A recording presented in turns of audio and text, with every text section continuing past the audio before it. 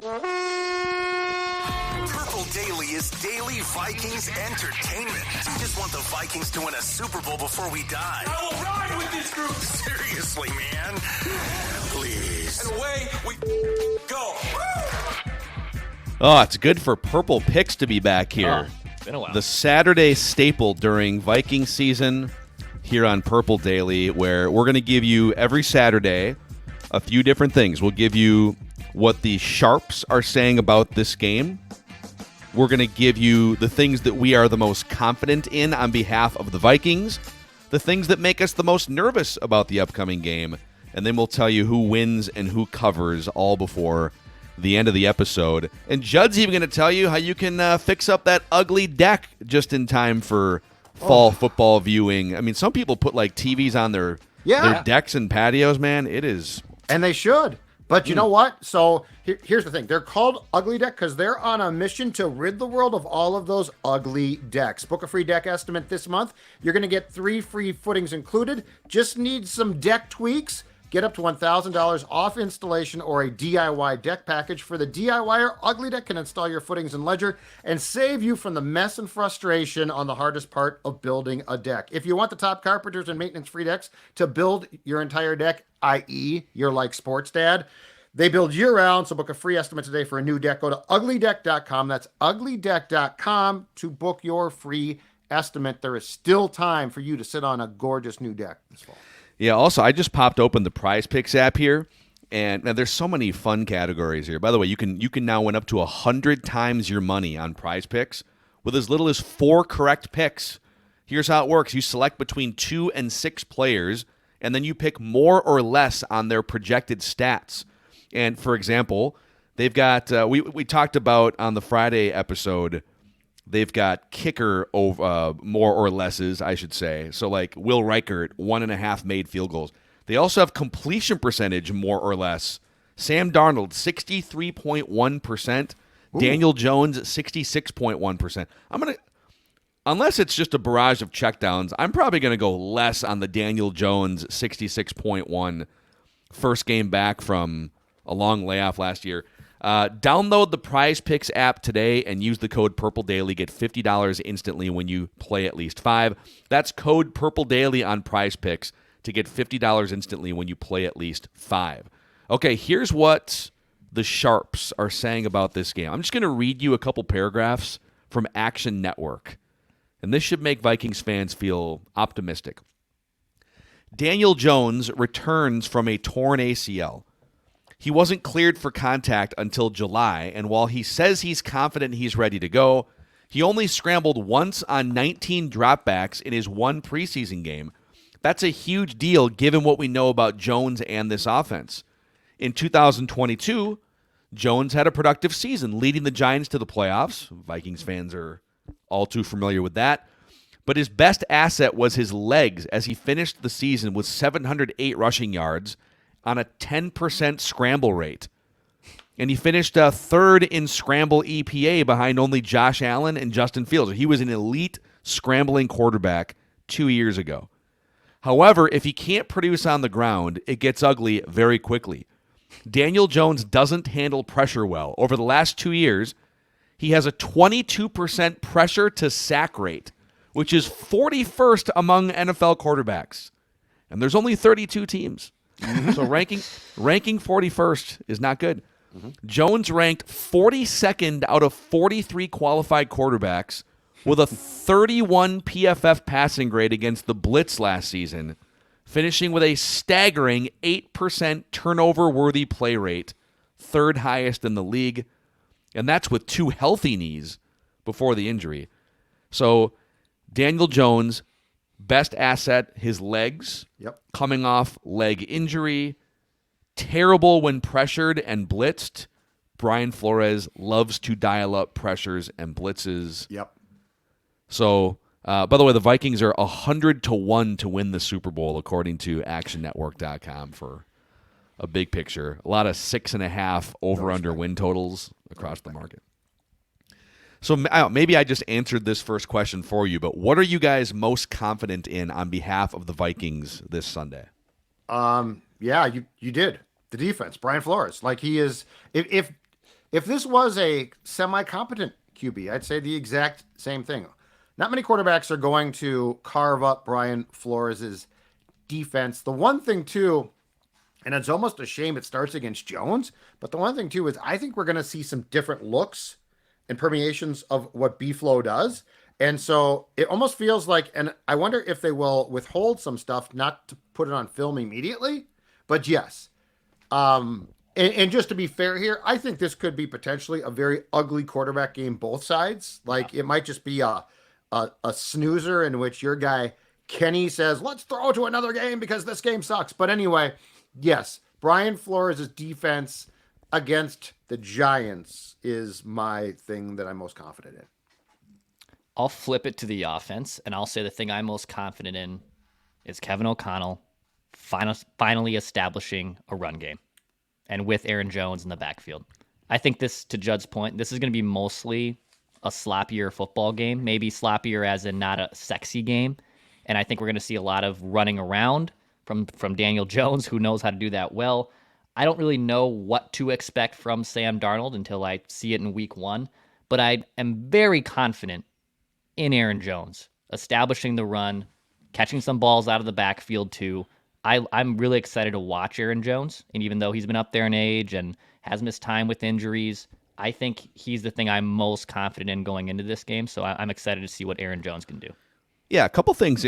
Aaron Jones has kind of gone under the radar in terms of storylines because of all the quarterback discussion, and even defensively, there's a bunch of discussions about the cornerback spot. So Aaron Jones has kind of flown under the radar. His personality is very much above the radar because he's wildly entertaining. He's a locker room leader.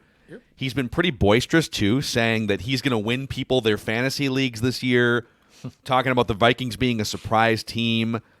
Judd, what do you make of you? And you were around pretty much all the practices throughout July and August, and even going back to minicamp and OTAs. The Aaron Jones effect. What do you think it's going to be starting on Sunday? I think it's going to. One, I think it's positive because he strikes me unless it plays out differently. Everything I see screams good teammate. Like, and I've heard from the guys that covered the Packers that this does not, like, if they lose, he does not become a fraud. And so I think good teammate is the first thing, multi-skilled. But the best part is this. He's got a lot to prove.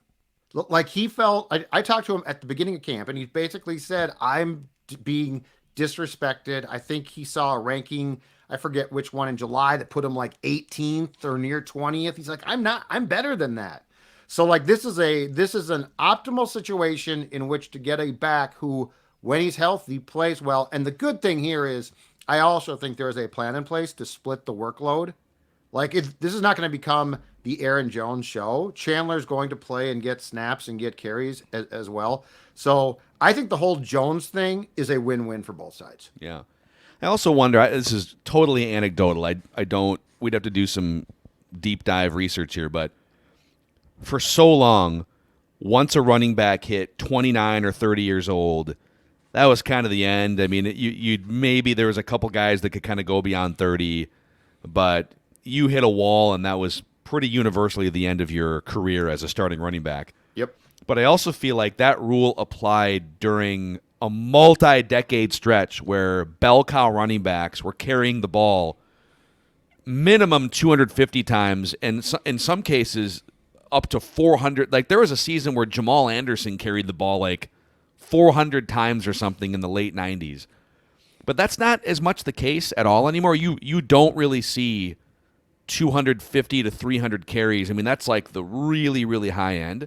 And Aaron Jones is a great example of this, whether it's due to injury or just him being in timeshares in the Green Bay backfield.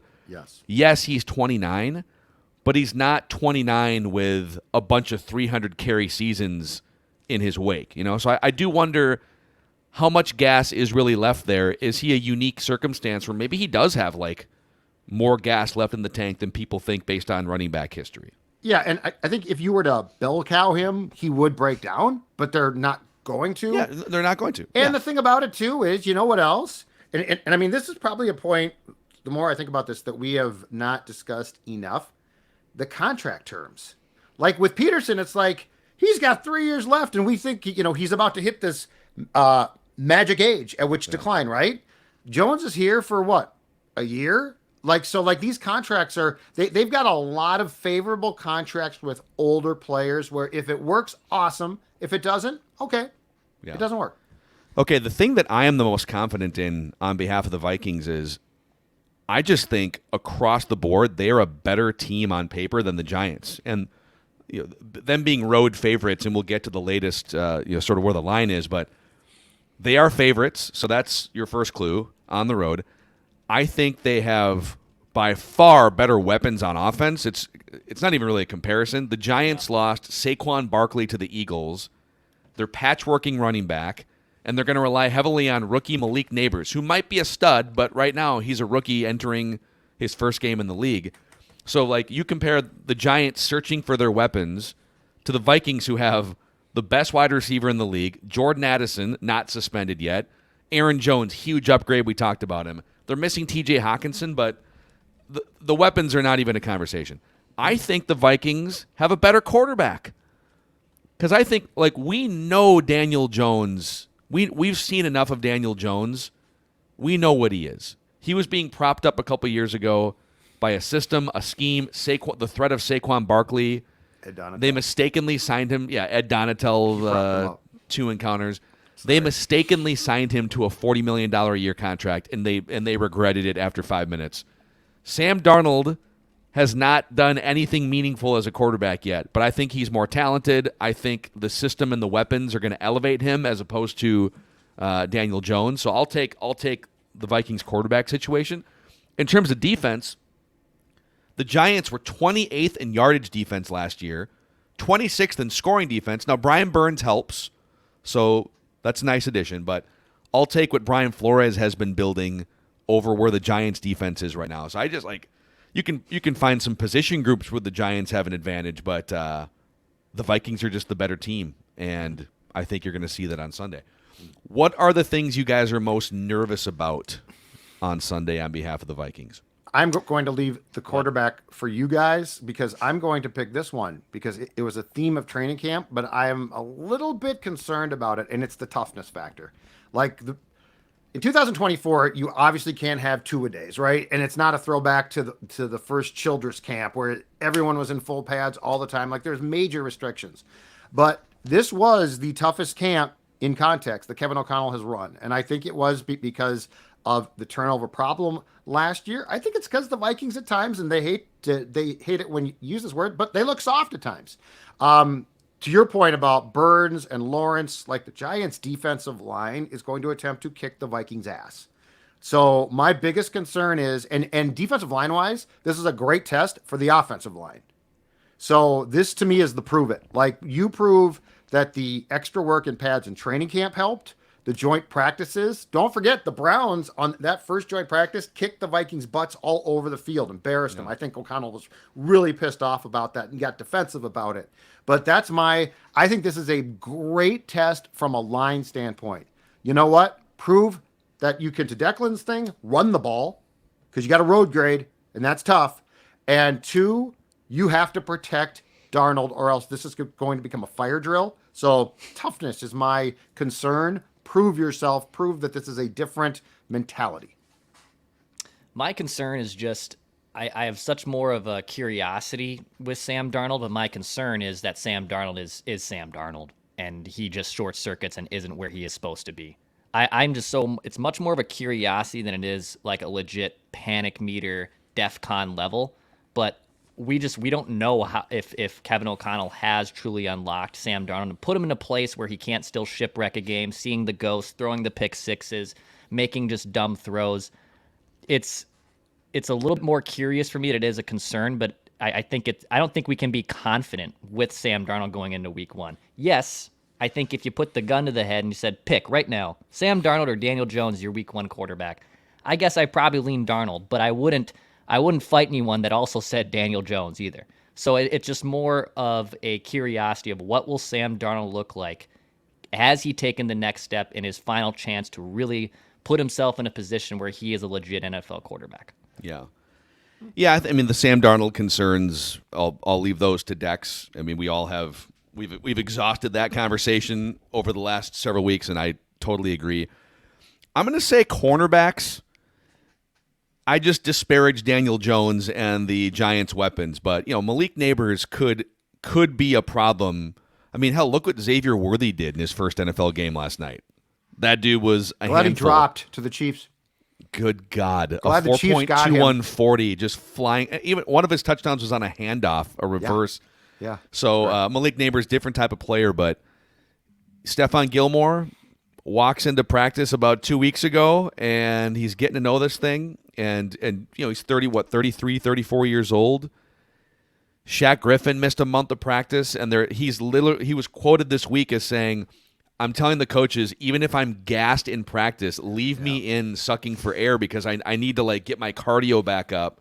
Yep. And then Byron Murphy Jr. has not been the player maybe that the Vikings thought they were signing a couple years ago. So there's questions at that position, and even a guy like Daniel Jones can probably find a broken coverage down the field, and it just takes one or two of them to change a game. So I'm looking at that. The Vikings, last year, Brian Flores, despite all of the pressures, I mean, he had by far the highest blitz rate in the NFL, and they were playing zone defense on the back end, right, which is unorthodox.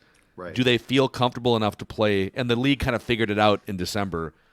Can you leave those cornerbacks exposed in man coverage, or does Brian Flores have to find some other way? So it'll be interesting to see. I also don't think we should overreact to what we see in week one, because sometimes it takes a defense with new pieces coming in and guys being hurt, playing catch up. It might take them 3 or 4 weeks to sort of figure out what they're doing. I think I saw a stat too from Underdog Fantasy going into this game that last season the Vikings, in terms of pass attempts against a defense, every team passed against the Vikings more than any other team in the NFL. So they just attacked. But with Daniel Jones, I think you got to limit that because we know he can't necessarily just airmail it down the field. But I think a lot of teams still know that, hey, the biggest weakness on that defense is obviously cornerbacks. And can Daniel Jones, Malik Neighbors, etc., is there a connection there? I don't know. But I do think a lot of teams are still probably going to try to attack them against those weak corners. Through disguises, I actually think we're going to see less blitzing now, and here's why. A year ago, Hunter was fantastic, right?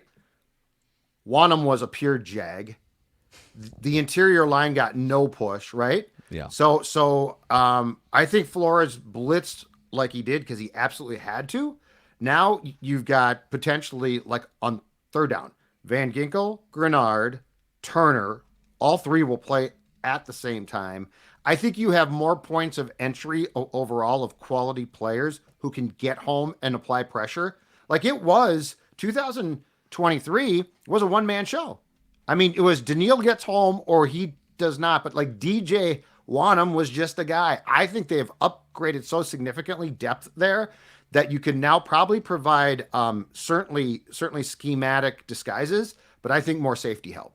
Yeah. And you better do that against San Fran, because if you can't, don't look ahead. Don't look ahead. I don't go. Don't peek at the four, schedule. 4 game chunks for me. 4 game chunks. What do I want to see? I got to go big picture. I'm more like a GM. I got to worry about the future as well. But anyway, I do think that the upgrade in the rush in the rush end room should ultimately help the safeties provide more assistance to the cornerbacks. Hopefully. I'm focused on Giants championship week. That's right. Go 1-0 in Giants championship week. Yep. I know you are, PJ.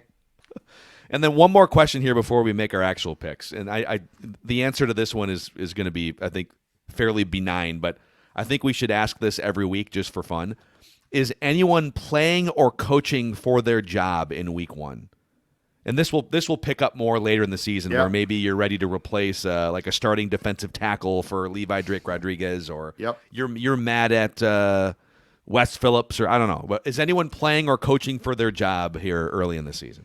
I'll give you a unique twist, at least for this week, because I don't think Vikings-wise they are. I think this is the start of the referendum, though, on Brian Dable for sure.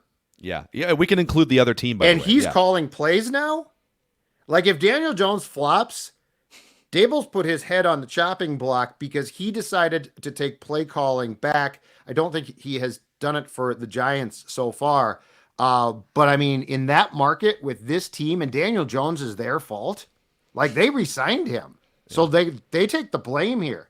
It's not like the Darnold 1-year experiment. So yes, I think on the opposite sideline from KO, Dabes, as they call him, I think very much is on the chopping block. Might not be this week, but if they get embarrassed, don't play well, the freaking New York Post ain't going to take it well. Oh. Yeah, I think Daniel Jones, dude.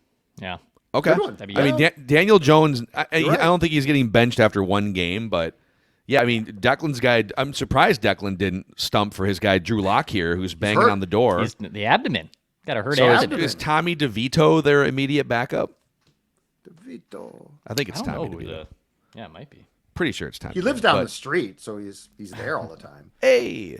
Tom, you got to get to Giant Stadium. Let's make our official picks here. But first, Spidex Pest Control should be your pick if you've got rodents or any sort of pest, quite frankly, Judd. That's exactly right. And so Sports Dad had pests. In fact, he had worse than pests. He has had mice in his house because he's got an old house, so there's a ton of points of entry. And Sports Dad was at his wit's end until he called his friends from Spidex. They came to my house last week. They set up an entire plan. They're coming back next week to do more work. They told me that rodents are scouting my house like advanced scouts. Mice are scouting my house today to move in the winter. Very smart of them. Absolutely not. Also, they can eradicate wasps, box elderbugs, which become a problem. Offer for Score North listeners and viewers, as you just saw on the screen, $125 off your first service by calling 952-333-8813. Or check them out at Spidex.com. That's Spidex, SPIDEXX. They also serve people outside the Twin Cities. So if you are a PD listener who's displaced, give them a try. Spidex2x's.com. They will give you the scoop on what you need to get rid of those mice and other things. Yeah, these upcoming picks are also presented by the new Vikings scratch game ticket through the Minnesota Lottery, Judd. That's right, too. And that is the official scratch game of the team. You could win up to $100,000 or second chance prizes, including season tickets or an away game trip. That's officially exciting. Minnesota Lottery, just say I'm in. Must be 18 or older to play. I got to go pick up a few myself. Season tickets or an away game trip, not bad either. Minnesota Lottery. Check them out. Okay. Who wins and who covers here? So last year, Declan won the straight up picks with an 11-6 record picking straight up. What a year. I won against the spread. Big time comeback. I was like 6 straight wins against the spread. Terrible? Yeah, but all of us were because I had the best record against the spread at 8-7-2. Okay.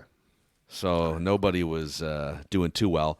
Vikings are 1.5 point favorites now. That line has moved quite a few points, I think.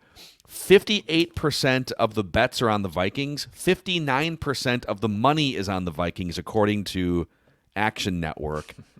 So let's start with, let's just go through here. Judd, we'll go Judd, Declan, and me. Judd, tell us who wins straight up and then who covers if it's different. Okay, so the fact that the Vikings are favored speaks volumes because the national people do not like the Vikings. Speaks volumes about what they think of the in-the-tank Giants. I'm going with Vikings to win. I'm going with Vikings to cover. Probably, 3-point win. I think this is going to be a really good defensive game. Jones coming back from a torn-up knee, not good. Darnold, first start, not in the greatest place. Like he's going, I know they're not playing the Jets, but he's still going back to the stadium that saw his spectacular failures. So I think this might be a rough game for both offenses, unfortunately. It's a game I probably would not watch unless I had to, which I do. But I'm going to go Vikings to win and Vikings to cover. I have the Vikings winning this game. I think it's going to be a slop fest too. 17-13. So Vikings win. Mm-hmm. They cover. That over-under, too, if you're bonusing on that, 41.5, I think that's a safe under to take, man. One of the lowest ones in week 1. But I had the Vikings winning this game, and I have them covering that 1.5. I'm in lockstep with you guys, and I'm trying to decide, is it 3 or 4 made field goals for Big Leg Bill in this one? I could see I could see like 3 made field goals, and then Vikings find a way to score a couple touchdowns, and so that would be 23 to 16. I could see. How would they get to 19? I could see like 4 made field goals and then a touchdown, failed 2-point conversion for a 19 to 14 win, something like that. But yeah, I would probably go under the 41.5. But sometimes early in the season, I mean, offenses can be clunky early, but defenses can have miscommunications early too. So it's hard to predict what's going to happen in week 1. But we all have the Vikings winning this game, kiss of death, and winning by more than the 1.5. And don't forget, Vikings Vent Line tomorrow on the Purple Daily YouTube channel. It is the place to be. Vikings postgame. We go live right when the game is over, or famously, if they're getting beat 33 to nothing at halftime, sometimes we go live at halftime, and then it turns into a whole thing. And then you intimidate your friends into leaving the game, departing from the game, and then he comes in, and the next thing you know, it's the greatest comeback of all time, and he has to fess up that he was not there because he was bullied into going into the studio. So you never know what's going to happen tomorrow on Vikings Vent Line, but click the like button and the subscribe button on the Purple Daily YouTube channel to make sure you get notifications for when we do go live. Any final thoughts from you guys before we exhale and look ahead to the first game of the season? Yeah, man. Delighted. This is our last episode of the off season right here. I know. I had a mini panic attack on Friday when I realized, I forgot to schedule an off-season Vent Line episode. I usually book out those guests throughout the week, and I was like, oh my God, I forgot to do that. And then I was, I don't need to schedule off-season Vent Line guests. I got the whole slate of the live version coming, baby. It's the best time of the year. Yes. All right. We'll see you guys tomorrow. Kenny Vikings and Giants on Fox. Kenny Albert. Vikings Vent Line right afterwards. We just want the Vikings to win a Super Bowl before we die, and it starts with Giants championship week.